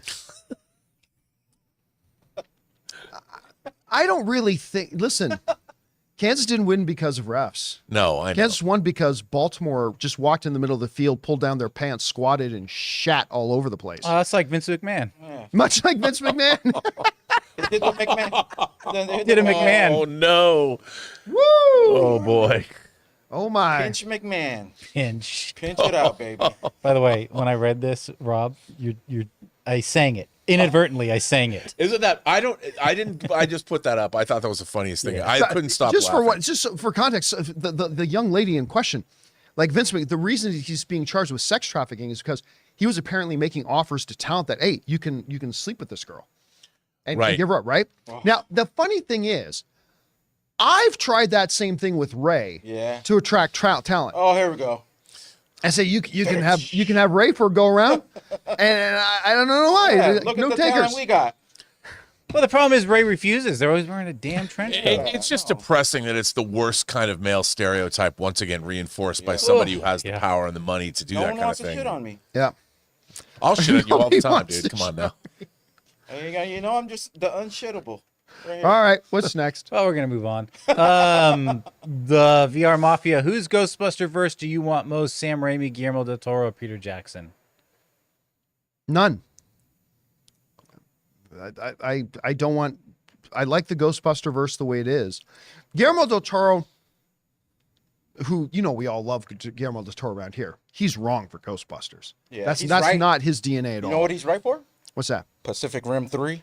That's right. That's Yeah, right, but huh, Rob? Dude. He'll never do it. Oh, Rob, by the come on. way, I want to point out that Peter Jackson did make The Frighteners, which while it isn't totally like Ghostbusters, it's still a pretty fun movie in its own right. Who are the other ones on that list? Uh, Out of all those names, I'm not saying he's the bring it best. down. Like got- also Peter Jackson, I don't think he's the right DNA for it. I'm not saying Sam Raimi is a better director than Guillermo del Toro or Peter Jackson, but out of all those names, whose style best fits the DNA of Ghostbusters? I agree with you. Sam Raimi. Sam Yeah. Raimi's. Yeah. Because if you look at Drag Me to Hell combined with Darkman, Yep. combined with The Evil Dead, Yep. come on. All right. What's So next? I guess who are you gonna call it? Sam Raimi, huh? That's right. All right. Amin says thoughts on the Despicable Me 4 trailer. It was okay. It was all right. Other than Despicable Me 3, which I did not love, I've really liked everything in the Gru Minions verse. I find that stuff continuously very, very entertaining. The one little bit in the trailer when the baby goes to the mom, it's all like, I went to the dad. Go to the mom, go to the dad. Like, that was funny. It's just a trailer. I wasn't overly impressed with it, though. Movie's still going to make $1 billion, so probably. All right, what's next? Obion? Saw the creator of the Avatar show do a trailer breakdown, and the amount of care and detail from the animated show has myself so ready to see it. I didn't see that. So did one of the original creators of Avatar comment on the... Oh, I haven't seen that either, but the- I mean, That's all I pretty can cool. say is that show looks so good to me, so I hope they don't screw the pooch on that one. I Because watched that one where was the great. voice actress actually did a reaction. Yes, I saw that. I saw a couple where some of the voice actors of the original thing reacted to the trailers of the new one, and they were like freaking out. They loved it. Yeah. Look, the show might be crap. It might be total crap, but it looks really good so far. Yeah, it does. When does it start? February what? February. I want to say February 22nd. I could be wrong about that though, No, sorry. but it's in there. So let us know the day because it should. Sure. 24th, Aries Pork says 24th. York. It's less than a month away. Cannot wait. Well, 22nd. I don't know. Oh, it's Somewhere February in the 22nd. 20s. Jay Alexander saying it's February. Okay, so we're like 3.5 weeks away. Cannot wait. All right. All right, what's next? All right. Spencer Nielsen says, on the watch through of John Ford, watched Young Mr. Lincoln starring Henry Fonda as Abe Lincoln. That was great. Not as good as Stagecoach, but still really good. It is really good. Which movie is that? Young Mr. Lincoln. I don't think I've seen that one. It's good. You Yeah. should watch it. When did It's it come exactly out? what it says. When did it come out? Oh, my it's God. black and white. 40s, 50s, Yeah. 40s, I think. How many vampires does he kill in it though? There are no vampires that No. die in the. Oh, that- making But of Henry that film. Fonda plays a mean young Lincoln. 1939. 30, 40. There you go. I'm out 39, there. He's wow. not killing vampires. If you're One not of the gonna be greatest years ever historically for accurate, movies, by the Rob, way. if you're not going to be 1939. historically accurate, I'm not going to bother watching because everybody knows Abraham Lincoln was a vampire hunter. 39 is one of the great movie So was years Blade, of all but time. we never Just get saying. So's Blade. Look up the movies that came out in 1939. Surprise yourself. All right, what's next? No. Spencer's back and says, also recently watched Two Lovers with Joaquin Phoenix and Gwyneth Paltrow. I'm surprised I've never heard of it before. Excellently written. I think James Gray directed that movie. Directed that one. Yeah. You know, it's funny when you go back to some of the earlier stuff that Joaquin Phoenix has done. You see the brilliance there, but you also see the evolution, right? I mean, to me, his real coming out party was Gladiator when he played Commodus. He was nominated for Best Supporting Actor, was he not? I I'm think he, almost 100% think sure he might have been. Yeah. Do you know, I'm going to tell you something about Two Lovers, which I own on Blu-ray. I'm obsessed. I don't know why. I'm obsessed with this movie called Wicker Park. That's actually a remake Oh that yeah, Brandon Boyce that was wrote. directed by not I can see his face in my head right now. But anyway, Well, the thing about that movie is Wicker Park was a movie I'd seen only the beginning and only the end of like 6 or 7 times on cable. And it was kind of like the story of the movie itself, you know, trying to find Diane Kruger again. But I don't know why, but I always think of Two Lovers and Wicker Park as being one side or two sides of the greatest double feature ever. I don't know what that means or what that says about me, but it's just something that's in my head. The resurgent Josh Hartnett was also in that. He was the lead. That's right. Searching for, and he runs into Rose Byrne, and it's crazy. And I don't know why I love it as much as I do, but thank you, Brandon Boyce. Before he started writing great Western novels, he wrote that movie. All right, what's next?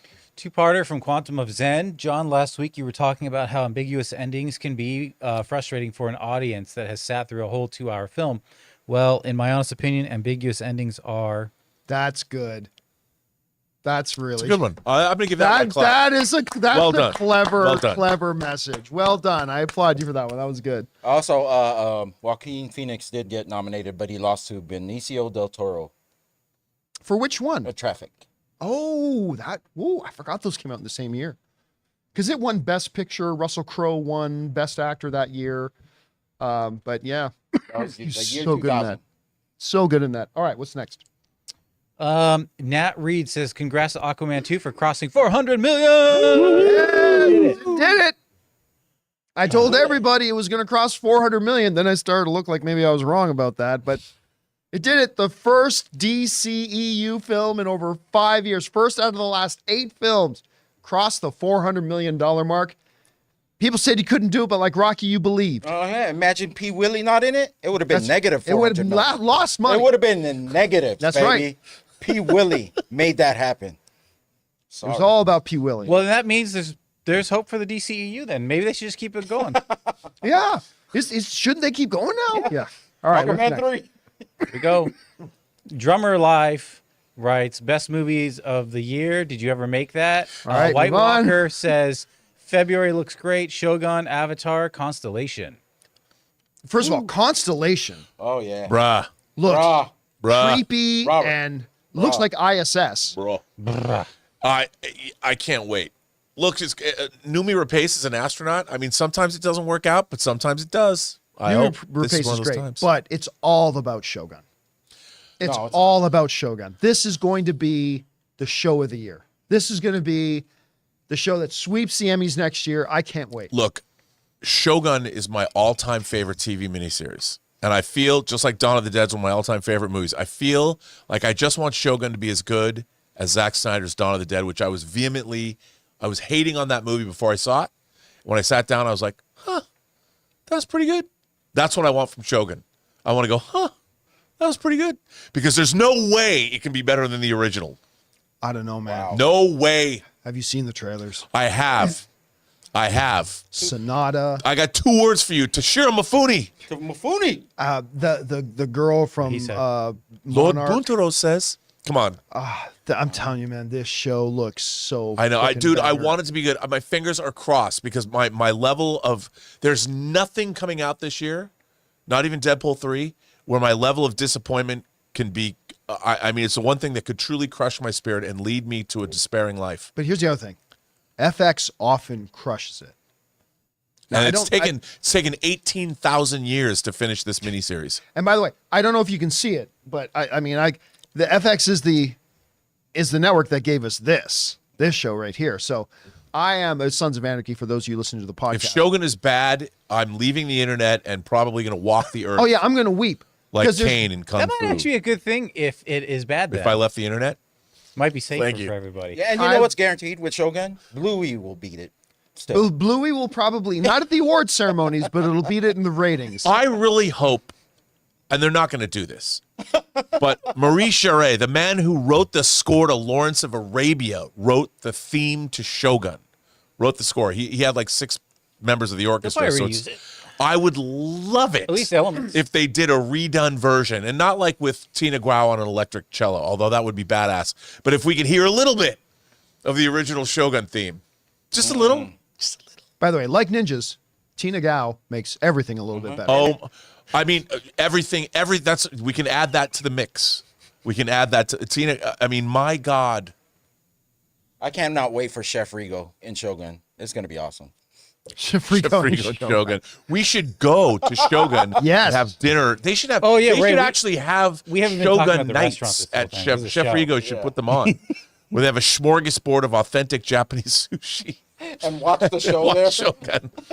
If we can Shogun go to and Shogun. Shogun to watch Shogun, that would be wild. By Like the we'd way, have John Campea Shogun Nights. The John Campea show Shogun Nights. we should do live broadcasting there. By the way, for those of you who don't, we were just talking about Tina Gal. For those of you who don't know who she is, Who is she?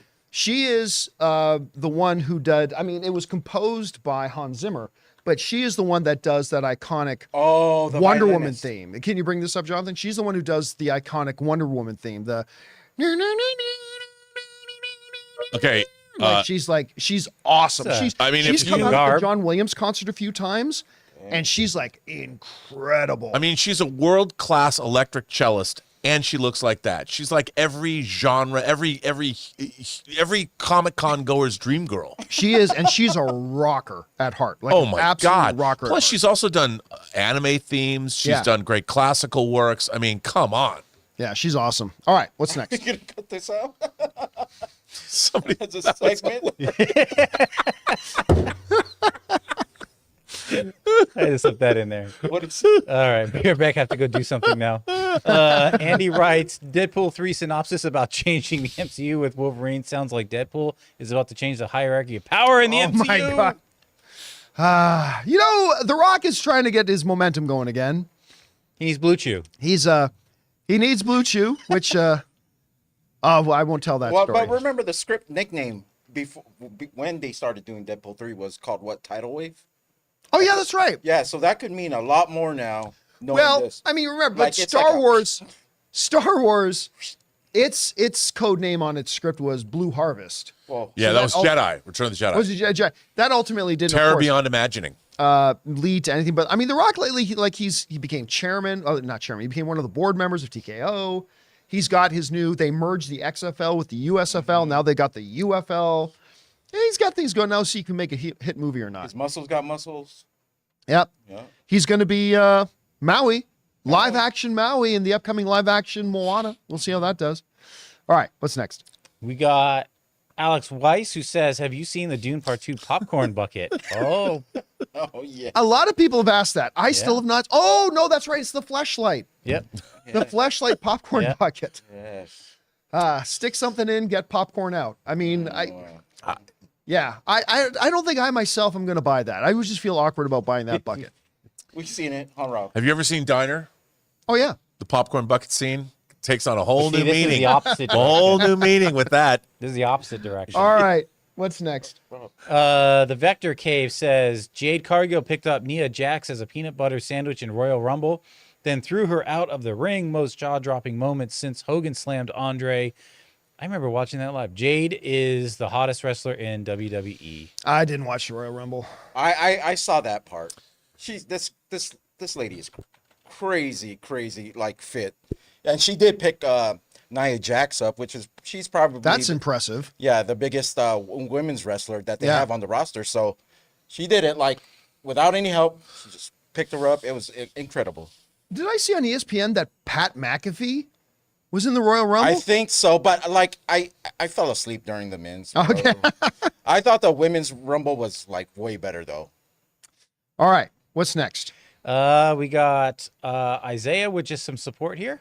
Thank you, Isaiah. Appreciate that, man. Yeah, and then we're going to move over to our member chats here. Joel Checky says, I think Nolan has a very good chance of going from 0 to 3 Oscars coming out of this year's awards. Best Picture, Director, Adapted Screenplay. Unless, of course, the Academy voters feel bad, swayed over Greta controversy and give screenplay to her. It was good, but in no universe better than Oppenheimer's. Here's the thing. Get rid of this myth idea that, oh, like Oscar voters go, oh, well, I feel bad for that person. I should just vote for them. That's a myth. And one of the good things about the Academy having like 8,000 voting members is if you get the odd scraggler who does think that way, they're completely washed out by the overwhelming sheer number of voters. So that ain't going to happen. I've said, hold on, let me adapt Ted's screenplay. By the way, he's not going to be against Greta Gerwig an adapted screenplay because the Oscars, idiotly, are putting Barbie in the original screenplay. The one he has a problem with for that is, I don't think it's going to be American Fiction, but is Poor Things. I actually think Poor Things could very well might upend him, but I don't know. We'll see. Yeah, but I agree. That's what all that is saying, is that you're biased to that movie winning. So if someone else wins, there's an excuse as to why it won. Yeah. Right? So that's your bias versus somebody else's bias. Listen, I'll be honest with you. I think that the screenplay for Oppenheimer absolutely should be nominated. Do I think it's do I think it's the best screenplay of the year? I do not. I think the movie's incredible. The direction's amazing. I think it's going to win Best Picture of the Year, all that kind of stuff. But I don't think it very well could win Best Screenplay, but I don't think, here's the problem. A lot of times us as movie fans, we like a particular movie and therefore we think it should win in all the categories because we like that movie the most. That's our favorite. So if something's nominated in it, it should win. And that's not how the movies work. And while it's a very good chance that it will win Best Adapted Screenplay, I'm not 100% sure that it should. But it won't be Barbie because it's not going against Barbie. Right. Have you seen any pages from that screenplay? Of Oppenheimer? Yeah. I only ask because I think it should win for no other reason that screenplay was written in the first person, in that it's not in regular screenplay format, where it's like, well, I went into this room and I saw so-and-so and I hadn't seen him in a long time and this is what they thought. And I was reading the script and I'm like, this is crazy. And I would love to have talked to whatever Universal executive got the first draft of that script and said, this is written in the first person, like it's like a novel, but it's in screenplay form. The fact that he was able to pull that off alone makes me think he should win. Oh, even to direct that, and for the actors, because dude, I know. Because if it's in first person, that means everybody else is second fiddle in every scene, but they have to look at themselves through his eyes, being themselves. It's so crazy. Ellen Moroznik, who's interviewed on this channel, like being John Malkovich. Yeah, I mean, Ellen Moroznik, the costume designer, told the story about that when she read it. She never, read anything like that before either, and crazy. The balls of that guy. All right, what's next? We got Mr. Goth Bob Ross Rogers says, hey guys, aloha. Any chance Deadpool 3 will venture into a non-Marvel universe and alter another franchise? Something else perhaps owned by Disney or Fox? Perhaps fix, alter something? Sorry if you covered already. I'm coming in late. Bring on Filthy and No, Infinity and Beyond. Zero chance of that. Like you're not going to have Deadpool go into Percy Jackson's universe and change something in Percy Jackson, because that two different audiences wouldn't make any sense. So I don't see that happening.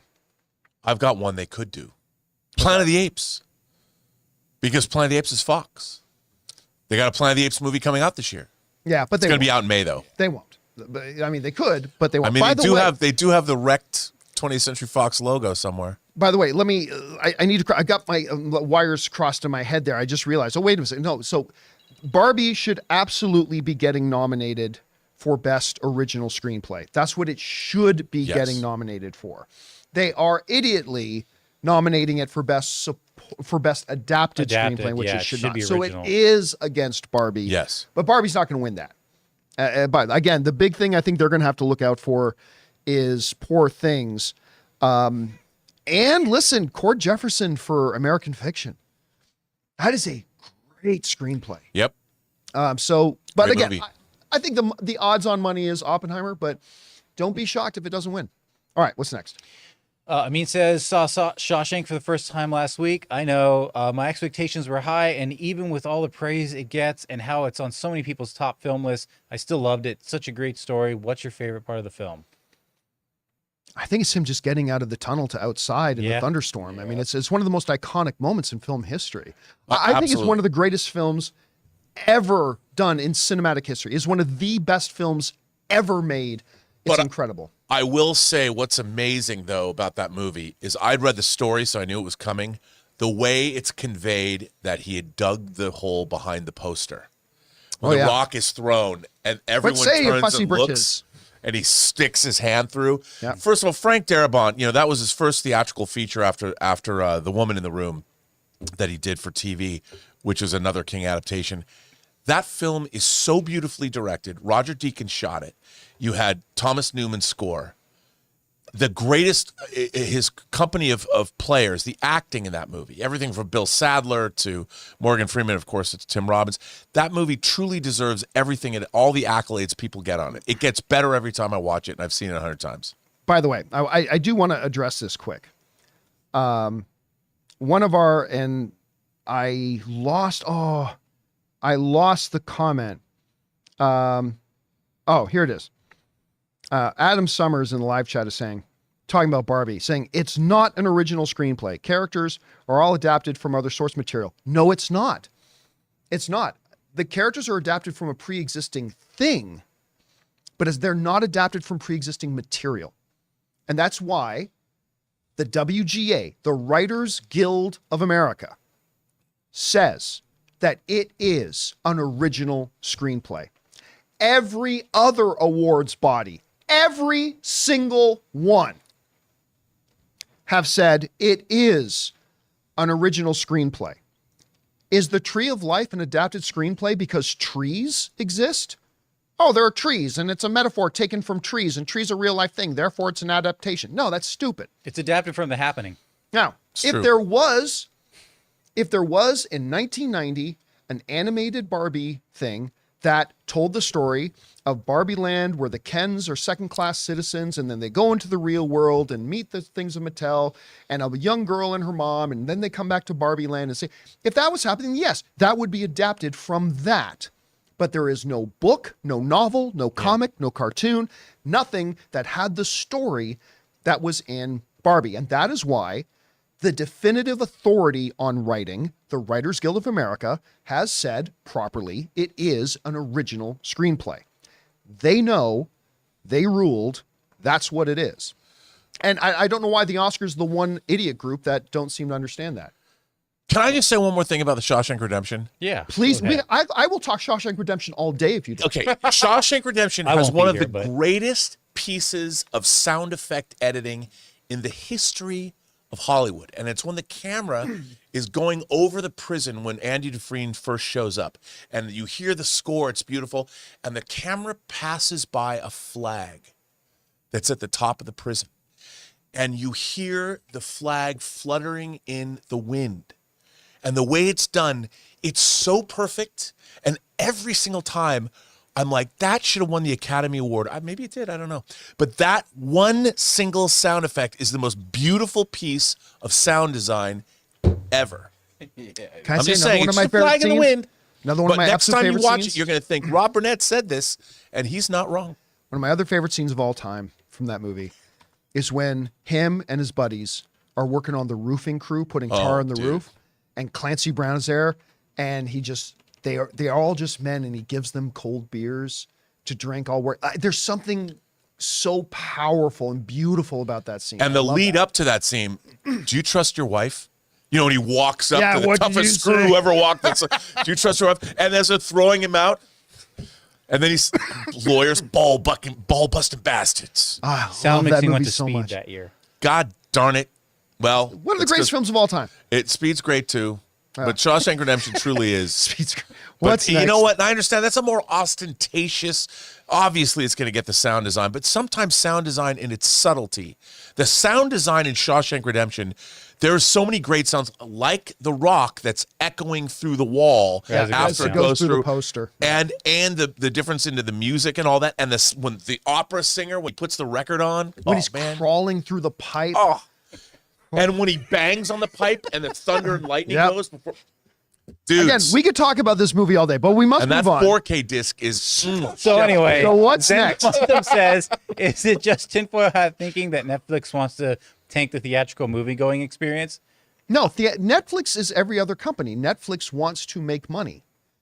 That's what they want to do. That's why Netflix, with the number 10 highest streamed movie of the year, was Glass Onion. because they experimented with, hey, we want to see if this actually gets us benefit. And look what happened. Their original movie, Glass Onion, a Knives Out story, gets on the top 10 most streamed movies of all time, and it made the money at the box office because they put it in theaters. Netflix is a business. They want to make money, and that's why they are a very slow evolving company, but they evolve. And I think you're going to see them play with that a little bit more as they move forward. All right, what's next? We got Dominic Sumu, who says, I'm a big Patrick Dempsey fan, and I'm surprised he wasn't a bigger film star. What do you think of him? Are we talking about McDreamy?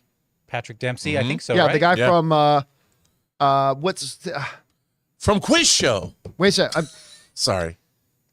Something about money. It's the movie poster where she's the girl. It's like he uses money to pretend. He pays the girl a bunch of money to pretend she's his girlfriend or she likes him in high school. Yeah. What? Guys in the live chat, help me out. Let me check it. All the money you get, or what you get, or Can't Buy Me Love, Buy Me Mr. Love. Yeah, there you Forklift. go. Got it. Yeah, I love, by the way, also Patient Zero in that Dustin Hoffman, Morgan Freeman, Outbreak. Rene Russo movie Outbreak. He was Patient Zero in that as well. But whenever I think of Patrick Dempsey, I think of Can't Buy Me Love. And yes, especially because he became McDreamy, pop cultural zeitgeist forever. I'm really surprised he didn't break out. Although he was in this great little movie Called Quiz Show. well, I mean, Quiz Show was amazing, but And it's not on physical media. it's not My Best Friend's Wedding, but I think it was called Best Man or Groomsman or something, where him and his he's got the female lead are like best friends, and that they end up getting together at the end. I can't remember the name of it, but I like that movie too. That was pretty good. Do you know the Shawshank Redemption Maid of turns Honor. 30 this year? Maid of Honor is what it was called. What's that? Shawshank Redemption turns 30 this year. Whew. You know what? That's one of those movies, though. Some movies you name turns 22 and 30 and go, what? Yeah, Shawshank feels like a 30-year-old. And The movie. Crow. Wow, Crow. That's a great double bill. Two very different films. All right, let's take time for two more. What's next? Okay. Unless Rob wants to keep talking about Shawshank. Hey, John and crew, the 49ers are going to the Super Bowl. Let's go. As a 49ers fan, I won't be that mad if they lose because the Chiefs are a hell of a team. But they will win. Laugh. LMAO. Anyway, love y'all. Bring on the filthy. I mean, look, the 49ers are the better team. Chiefs are not as good as they have been in the last couple of years. This is not the best Chiefs team. And again, the only reason they're in the Super Bowl is because the Baltimore Ravens wrapped it in a gift and just handed it to them. But on any given Sunday, never discount a team coached by Andy Reid and whose quarterback is Patrick Mahomes. Anything can happen. But again, they didn't do a lot to impress me. They scored 17 points in that game. I am not a huge believer, because if somebody can just take away Travis Kelce, they don't have much left. Pachenko's running good. Yeah, but I mean, so on paper, the 49ers should beat them and should beat them by 2 touchdowns. But on any given Sunday, man, any given Sunday, we'll see. We fight for every inch. Feel free to retire, Mr. Holmes. Anytime. Last question of the day. What's next? All right, CJ Rebirth talking about movies aging. He writes, and we talked about Sleeping Beauty a while back on Open Mic, CJ. Happy 65 years to Disney Sleeping Beauty. Rewatched it last year and can hardly tell it's been that long. I'm still kind of stunned when I look at some of the classic Disney 65 animation. I years. realize just how old it is. Right? I mean, like you like these So are all right. older than any of us. A lot of these are older than any of us. Most of the classic Disney cartoons. Yeah. Are older Animated films. as older than our Pinocchio, grandparents. Fantasia, Snow White, Cinderella. Yeah, it's crazy, which says something about their longevity.